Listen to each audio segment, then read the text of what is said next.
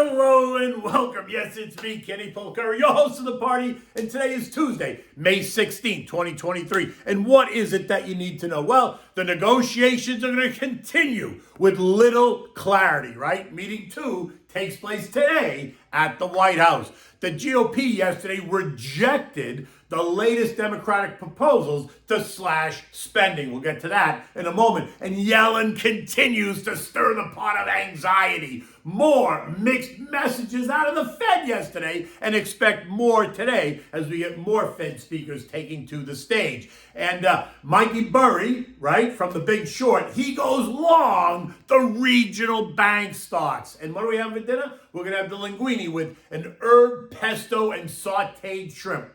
Delish, right? So there's so much to say, but I don't know, where do I begin, right? That kind of sounds like a song if I remember. Where do I begin? Anyway, listen, stocks continue to thrash around, remaining stuck in a very tight range as investors and traders and algos wait patiently for clarity about whether or not our elected officials will reach a deal or not.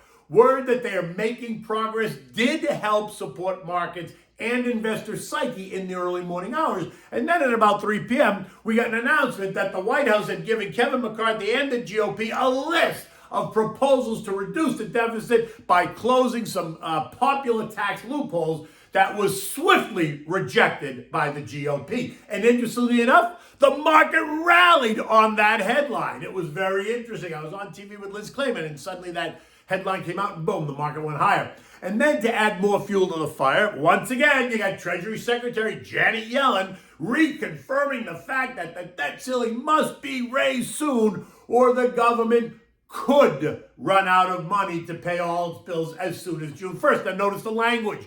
Could versus will run out of money. As we discussed yesterday, the U.S. government is not running out of money to pay its obligations, right? Treasury bills and Treasury bonds on June 1st. Not happening. Right? And not even happening on the 15th or 16th or 17th. But don't be surprised, right? If they try to force the conversation, they're going to furlough government workers, they're going to stop paying the military, they're going to stop sending Social Security payments to the record number of seniors living in this country. Of course, the billions being sent to the Ukraine, or the money being spent to support the 6 million illegal immigrants that came across the border over the last 24 months, that won't be affected. They'll still continue to send money there. It's just a matter of priorities, right? What's important and what isn't. And then, not to be dismissed, we continue to get mixed signals out of the Fed. This after 2 Fed heads, Atlanta's Rafi Bostic and Chicago's Austin Goolsbee, told us that they favor a pause in tightening, while Minneapolis's Neely Kashkari said, no, not yet. He said the labor market and inflation are still too hot. Now, just to be clear, Goolsbee and Kashkari are both voting members. Bostic is an alternate member and does not get a vote unless one of the other FOMC members is unable to attend the meeting.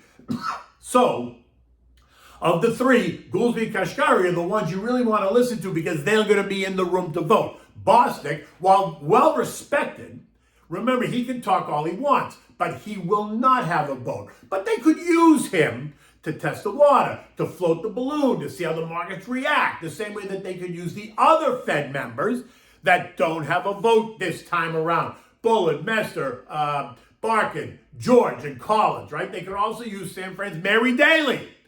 That's probably not the best idea, though, considering that she fell flat on her face regulating 3 of the biggest regional banks in her part of the country, right? Silicon Valley, First Republic, and PacWest. She's gone radio silent ever since Silicon Valley Bank went belly up. And my guess is that they're keeping her in the basement along with JoJo, but that's a whole nother conversation. News that famed investor Mikey Burry, think of The Big Short, bought up significant stakes in a bunch of the regional banks when they were getting clobbered last month, right? It helped them to catch a bid as well. The KRE, which is the S&P Regional Bank ETF, gained 3% yesterday. PacWest gained 17%. Western Alliance up 12%. New York Community Bank up 2%. Huntington Bank shares up 2.5%. Now, to be clear, he was not buying them yesterday. He bought them a month ago when other investors were tossing them out the window, recognizing an opportunity created by the histrionics and the hysteria. We discussed this. Go back and look. In any event, it provided lots of action yesterday. And like I said, Chaos creates opportunity, and Mikey Burry has a keen eye for identifying opportunities that the chaos created. At the end of the day, the Dow added 48 points, the S&P was up 12, the NASDAQ was ahead by 80, the Russell was up 20 points, and the transports added 64. Tech was hot. The XLK up 0.8%, but it was artificial intelligence that was even hotter. C3.ai, symbol AI, a name that I own and I talk about, rose $4.50 or 23% on the day, bringing its year-to-date performance to better than 114%. It was all about fourth quarter revenue beats and forward guidance, right? The company releasing a statement that said, interest in applying predictive analytics to business processes has never been greater. This manifested itself in significantly increased business activity at C3.ai. Additionally, the investigation launched by Carousel Capital, which is a big short-focused fund, alleging serious accounting and disclosure issues, was found to have zero merit at all. So the stock had taken back all the damage that Carousel had done to it last month, right? Now, here's my question. I just wonder if he was one of the guys scrambling to buy it yesterday, or did he cover his short position when he created all the chaos last month in that name? Now, just follow the money. That's always very interesting. The strength in artificial intelligence boiled over into anything tech. Semis were hot, right? SMH up 2.6%. The SOX up 2.7%. NVIDIA up 2.5%. AMD up 2.25%. Intel up 3%. Qualcomm up 2.5%. Cybersecurity names up 1.3%. Disruptive tech up 2.5%. All these names benefiting from the AI excitement. Financials rose 0.8, basic materials up 0.8, while the traditional defensive sectors came under pressure. Utilities down 1.2%, consumer staples down 0.25%, and healthcare off just about 0.1%. Interestingly enough, the value trade beat out the growth trade. The SPYV was up 0.5%, while the SPYG only gained 0.1%. Aerospace and defense names also rose, with ITA gaining 1.5%, metals and miners up 1.3%, and airline stocks up 1.2%. The VIX, which is the fear index, is trading back at the lows, closing at 1711, suggesting renewed complacency.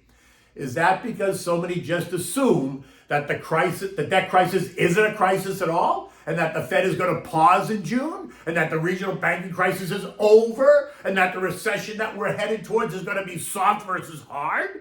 Well, we're about to find out, because all of these issues remain on the front burner, and all of them have the ability to disrupt the tone of the market at any moment. Economic data yesterday showed that the Empire Manufacturing Survey, which is manufacturing in the New York State region, fell by a whopping 31.8 points versus the expected decline of 3.9 points. So that's not good.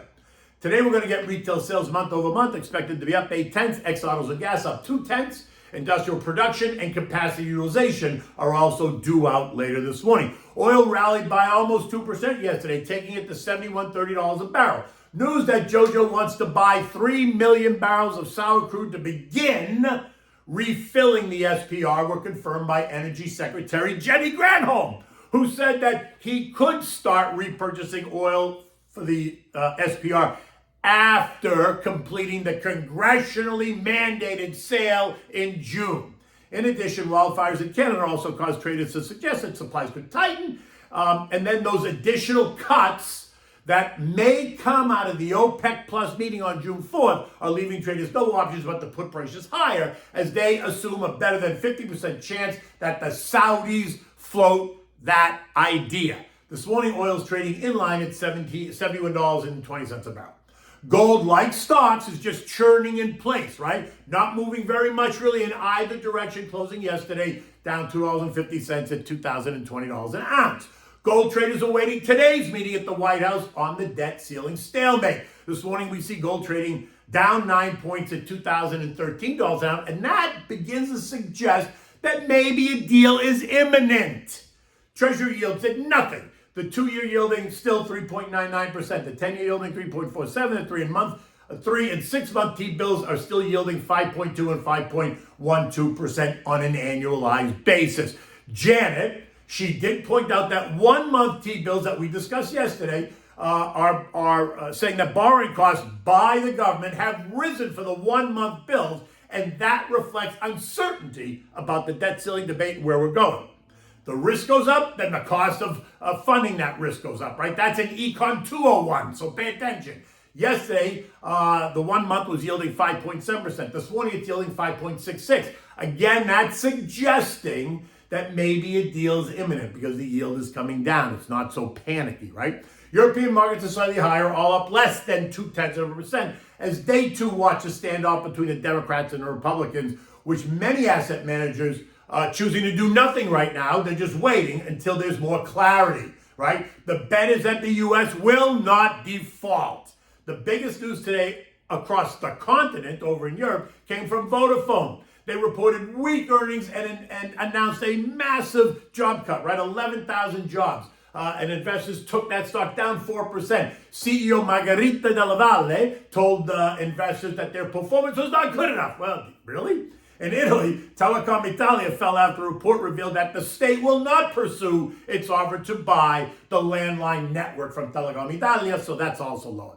The S&P closed at 4136, up 12 points yesterday after trading in a very tight range. And for yesterday and actually for the last 2 weeks, as a direct result of all the uncertainty over the debt negotiations and the Fed and interest rates, it's all in there, right?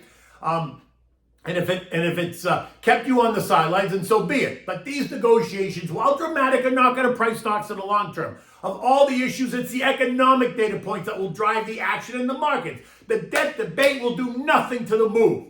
It will, though, create opportunity if the algos suddenly decide to go into sell mode because they think we're about to go into default, which I would love to see because that's going to create long-term opportunity. An array of Fed officials are going to be seen all around town today talking their book. Vice Chairman of Supervision, Mikey Barr, he'll be on Capitol Hill. Bostic, Williams, and Goolsbee are all due to take the stage at different events during the day. Expect investors to pay attention to what they have to say, as that will speak to what they are thinking about at the Fed, right? Over HPP, hike, pause, or pivot.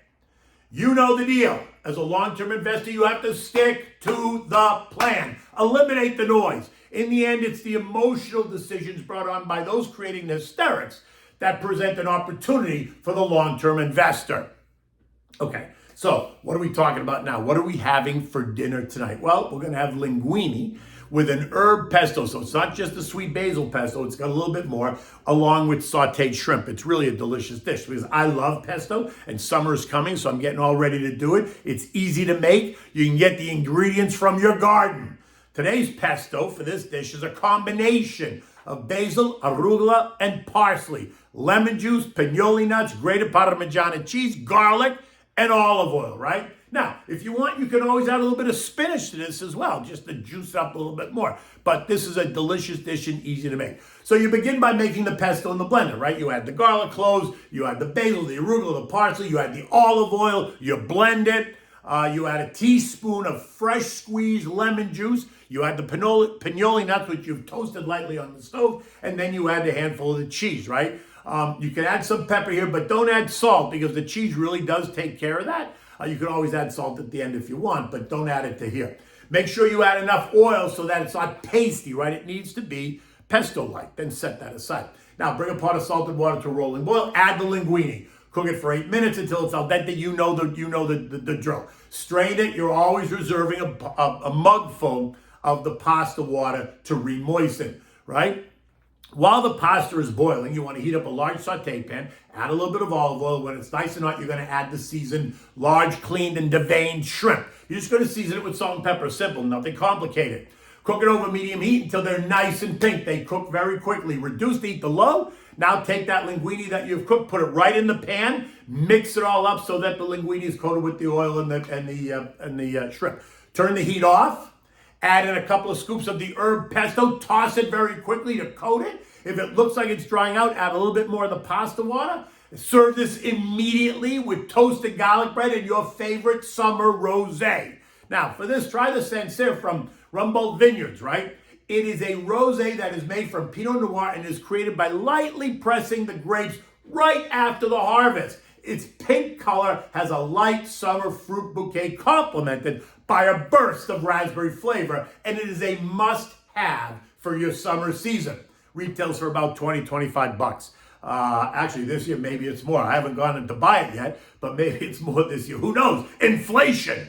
In any event, it is another gorgeous day here in South Florida. The sun is out. It's going to be about 85 degrees and warm and sunny. Another beautiful day here. Until tomorrow, take good care.